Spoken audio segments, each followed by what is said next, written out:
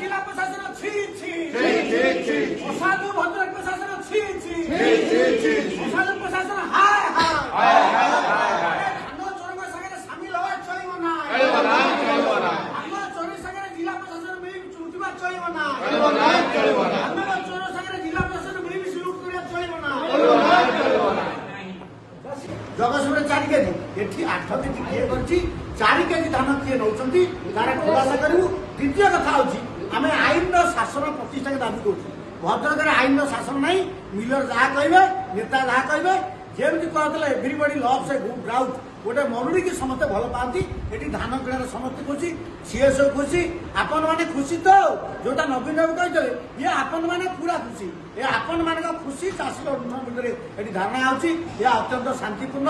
अहिंसक और शृंखलित आम मुंडिया मारू ए मीडिया रहा आम अफिसर लंड मीडिया मारू ओडिशा आसी देखिए चाषी सब मुंडिया है बर्तमान सीए सब मुंडिया मारू तुमको कौन पाठ पढ़े चाकरी कर तुम स्क्वाड कुआड़े गला तुम फ्लाइंग स्क्वाड कुआड़े जाऊँगी केते तदारख कर तुम एमआई कुआड़े गले तुम फिल्ड अफसर कुआड़े गले ये आईन शासन नहीं 8 केजी काट शुणिला अन्य लोग पागल हो भद्रक जिला 8 केजी हिसाब करना केते क्विंटाल केते कोटी हो भद्रक जिला धान संग्रह आज्ञा ओडिशा केवल धान कल जीविका ये लोक रोजगार सहित ये बड़ नेता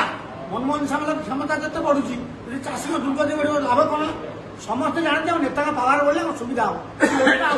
नेता क्षमता जिते बढ़ुची आम दुर्गति से बढ़ुची आम राजनीति कराया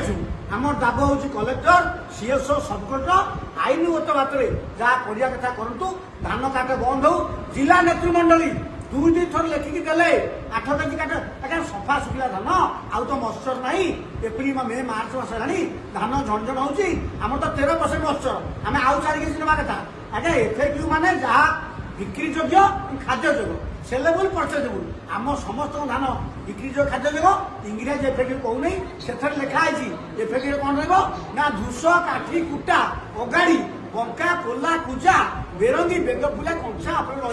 रही धूस काठी कुटा कंचा एफएक्यू माने कौन आ इंग्रेज कहूनी साधारण मात नील कटिंग समस्त धान उठा से आंदोलन